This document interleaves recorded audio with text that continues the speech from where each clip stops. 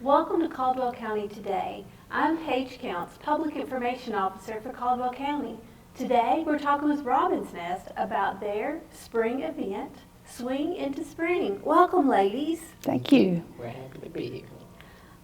I'm going to go ahead and just ask, what is Swing into Spring? That's hard for me to say, Swing into Spring. Well, Swing into Spring is our main fundraiser of the year, and it's a way for us to bring in, we're coming out of the winter, we're going into the spring, and we're doing it by thinking about children and trying to help children who have been abused. This year's event, as I read the program, it sparked my interest because you have some things that are new this year, things you haven't done in the past. Talk to me a little bit about what's going to go on and this new thing you have.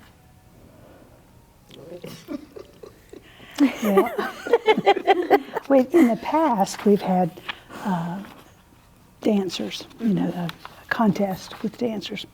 Well, this year, we decided what we would do. We would go and ask two very well-known and distinguished educational leaders to participate in a contest. And they are Dr. Don Phipps and Dr. Mark Porch. And they're going to be basically challenged with questions, challenged with activities, challenged with a dance or two. And then the audience will vote on who is the best. And just to kind of give you a little bit more information, they're both, Dr. Phipps is Superintendent of the Year for North Carolina. Great gentleman, and such good sports to be a part of this. And hoping we will bring a lot of folks in, and we want people to come and participate. We want you to go online. If you did not receive an invitation, please go online to Robin's Nest, the Robin's Nest site, and that is, what is that? robinsnestcac.org, and you will see this on the very front page. You just have to click the picture, and it will take you directly to the site or the page to be able to purchase your tickets. How much are tickets? They're $85. Okay, so people can come, and when they're going to see the battle, what else is going to go on? Because I know it's a multi-layered thing. You've got lots of activities going on. What else will take place? Well, we'll have a raffle. Also, we'll have a silent auction. And dinner. And dinner, yes. Dinner, and it's roast beef and chicken and vegetables, a salad, dessert, of course. Yes, apple and cherry cobbler. I think it was apple, right? Apple and cherry cobbler with ice cream. So it'll be a delicious meal. So please come. It's a good time. We have so much fun, and we do have a DJ. So there will be dancing. Yes. There will be dancing. Because if I remember last year, Karen likes to dance. I do, because we started talking about it and I started moving. So I was like, I remember Karen likes to dance, so there will be dancing. And maybe we can get Dr. Porch and Dr. Phipps to lead one of the dances after they show their dance moves. I think they're going to have like a set dance that they're both going to have to do. It's not a little birdie. It's not the chicken dancing. No, I think it's more of a set line dance type thing, and they're both supposed to do it. So, but they don't know. I think they agree to it. They agree to a dance, but do they know what kind of dance? I don't think so. Shay Bullock and Jeff Link have both agreed to coach coach our doctors, our participants. So it will be fun. Trust me, it will be fun. It sounds like something that'll be a lot of fun, very entertaining. When is the event? So it is on April 20th from 6:30 to 11 right here at Cedar Rock. it helps people know why we're at Cedar Rock. Not because we just wanted a different venue, but right here at Cedar Rock. Cedar Rock has been very good to us over the years, and they give us a great venue to hold our fundraiser. I want to talk again about the raffle tickets. Do you have to come to the event to purchase raffle tickets? No. And how does one purchase a raffle ticket or multiple raffle tickets? Well, currently, the board members are selling them. Okay. Do we have it online? No, because we did a set amount. Yeah, we have a set 400? I amount think so it's that we don't 400. have so many that it's like impossible to win. Yeah. And so they're 25 a piece, or you can get 6 for 100. And tell us about the prize. I was just trying to remember what all they were. You have, the winner has a choice between 4 different trips. We Let's should see. have got that printout. I know. One of them is San Diego. One of them is Georgia. Savannah? Or Savannah. That's it. Seems like it Savannah. was Savannah. So San Diego, Savannah. I don't remember the third one, so it'll be a surprise. And the fourth one is choose your own. So it includes airfare, except for the Savannah one. We always choose one for those who don't want to fly, so they can drive.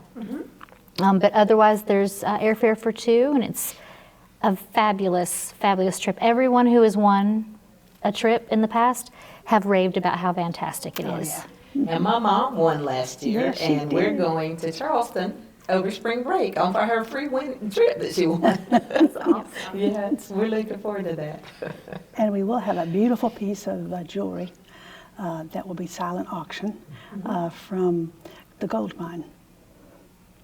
They always give us something really beautiful. Yes, they do. They're And we they have such donate good it, people. so they're wonderful people, yes. Yeah, we're really fortunate. Caldwell County is an amazing place. It truly is. For somebody that's been living under a rock and doesn't know, let's just tell them what Robin's Nest does. What's your mission? That's Okay, well, definitely yours, Ms. Director. so our mission is to pursue justice, provide hope, and promote healing for children who have been abused or there's an outcry of abuse.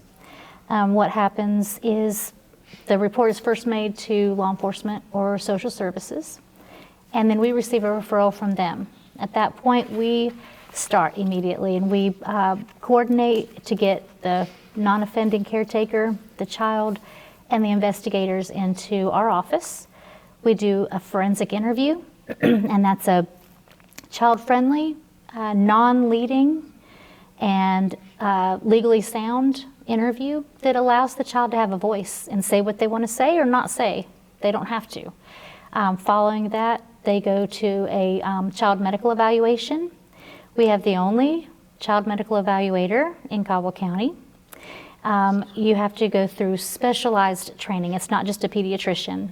They have several hours of specialized training.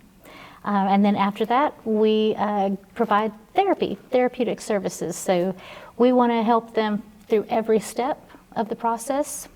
And our family advocate does that as well. She's with them from the very beginning until the case is finished, whether that's court adjudication or whatever that means.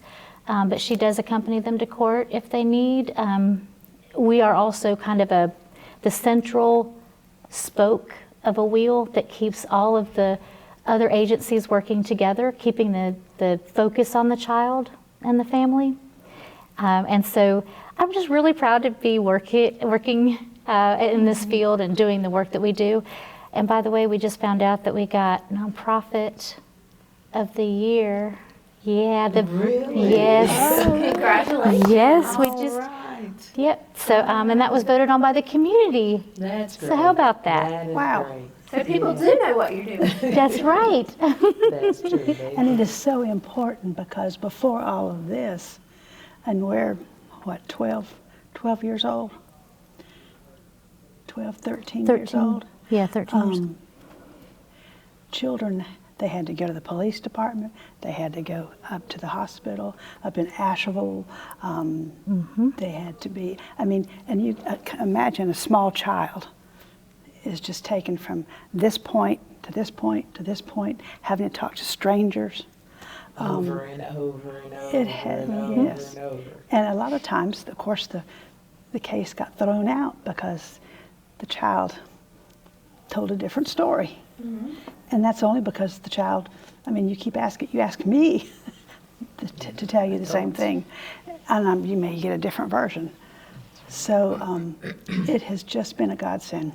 You know, another good thing is that before we came around, law enforcement and DSS would have to get court orders to share information, and they're working on the same case. With us, we're able to supersede all of that because we have a standing order from a judge that allows us to share information as soon as it comes to us. So you really are that central. We really are. I also want to talk just a little bit about your outreach into the community. I know that you're doing a lot of programming to reach out to help adults understand their role in this, because we Yes. all have a very important role. Can you explain that a little bit? Oh my gosh, this is so exciting to me. So I need to back up a little bit Okay. and give you a little bit of history on why we did this. The program is called W5, and it is a mandated reporting training, but it goes so far beyond that. And what happened, what led to this, is about a year and a half ago, I was at the Child Advocacy Center State Director's Retreat. And one of the other directors from the Dragonfly House in Moxville, she was very upset because they had just had a case that a child had been horribly abused, and it had gone on for months and months, and everybody knew about it, and nobody said anything, up until there was a point where they felt like they just had to tell. And this child could have had interventions, you know, so much earlier, could have had far less abuse.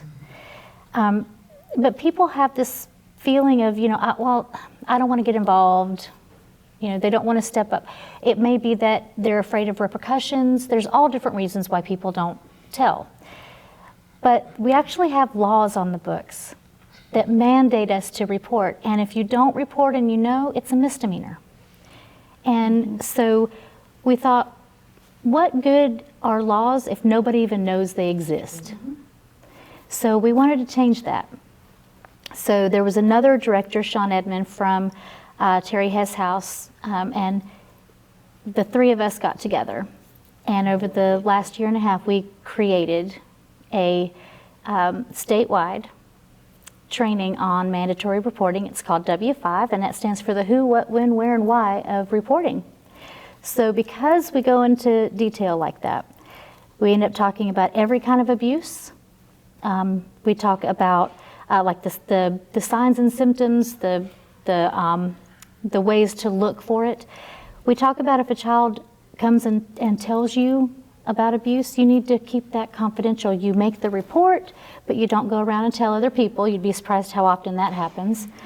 And we talk about things like self-care and vicarious trauma. We talk about adverse childhood experiences and the longitudinal effects that has on people and on society. So we go into greater detail, but we also have it in bite-sized chunks, so you don't feel like you're getting all of that.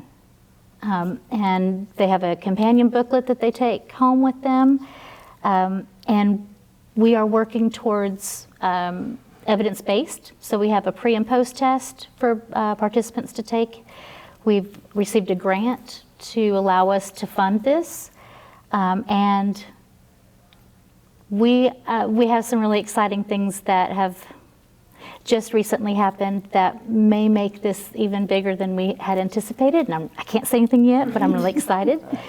It's a very strong and wonderful training. And we just trained the board on Monday. We can attest to it. It's very powerful training. And it's very user-friendly. It is very user-friendly. Easy for the public to understand. Yep. But nuggets of knowledge. like you said, y'all, Yeah. y'all set it up where it just makes sense, you know, because sometimes, like you were saying, a lot of people just thought, well, I don't have to. Well, no, technically you do. That's exactly And right. you understand why you have to. Mm-hmm. You understand where you report, like she said, the 5 W's, when you report, you know. And it's really, they did a great job with this Thank you. training program, and that's why it's being supported statewide and, you Mm-hmm. know, beyond probably before it's done. If someone is interested in the training, how can they connect with you to set something up or be involved in the next class?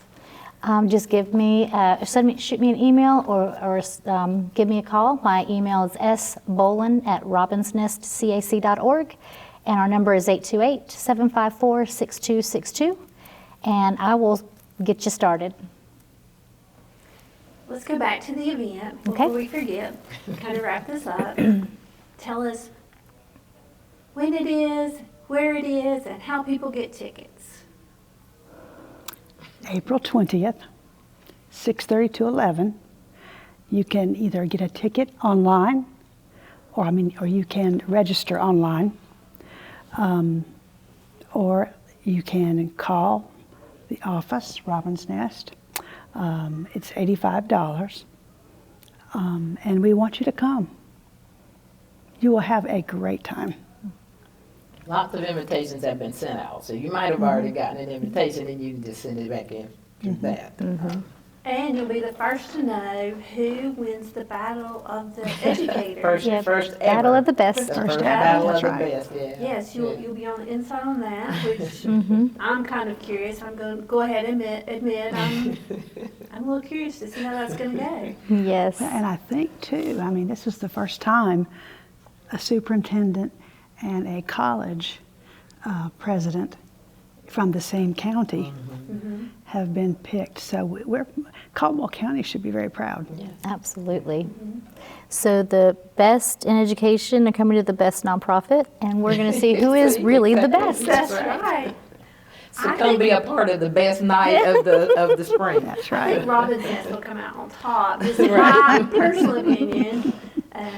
It's my prediction. Ladies, thank you.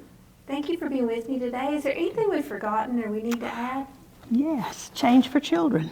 Oh, We are in the middle of our campaign with the school system, and it's a program where children bring their change, pennies, nickels, dimes, dollars, and it's a contest at each school. It's who can bring the most and who can win the prize. But the good thing is they've all been, what would you say? They've all been exposed isn't the right word, but they've all been given information Oh, yeah. about Robin's Nest. And you would be surprised how many kids tell us what Robin's Nest is.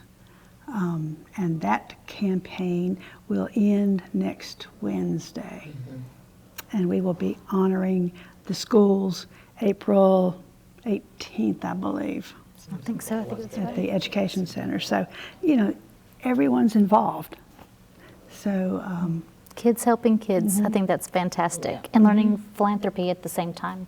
If you want to give, you can give online as well. So if you go to our website, at the top there's an events tab. And if you hover over that, Change for Children will drop down. You click on there, and there you go. So you can choose your child or a grandchild's favorite teacher from any of the schools and donate to that class. Or you can donate to a school if you want. So yeah, check it out and donate. and I just know from looking at my own Facebook that this is pretty competitive. It is very competitive. Yes. And that means Robin's Nest is blessed from it. Yes.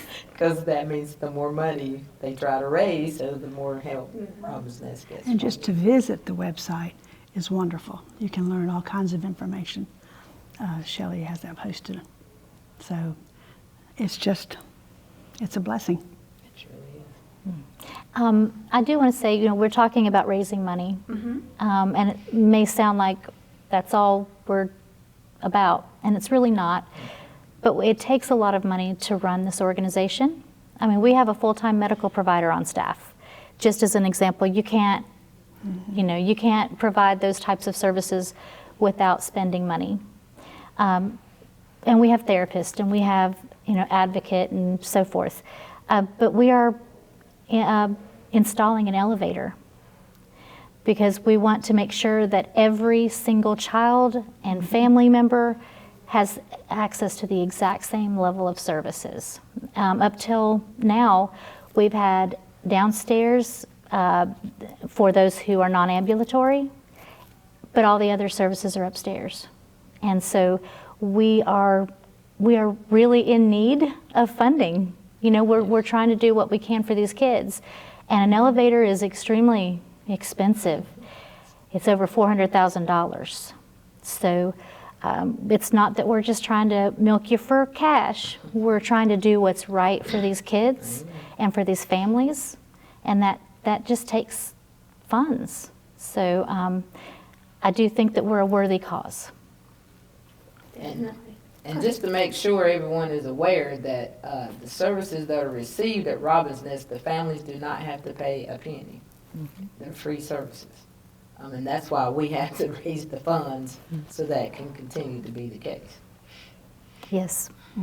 And through your website, someone can donate at any time. Oh, yes, they sure can. Yep. So make sure folks do know that. Then you don't have to do it in the spring. You can do it Year round. whenever, or Absolutely. quarterly, Absolutely. monthly, whatever you feel led to do. Amen. Yep. You can even, if you make a donation, you can choose to have it as a recurring donation. And you can set whether you want that to be weekly, monthly, annually, whatever you would like to do. And that's a very convenient way to give where you don't even have to think about it. Ladies, thank you for your work with Robin's Nest. Thank you for inviting us out to Cedar Rock today. Thanks for coming. Thank you. Thank you very much for coming. Yeah. And thank you for watching Caldwell County Today.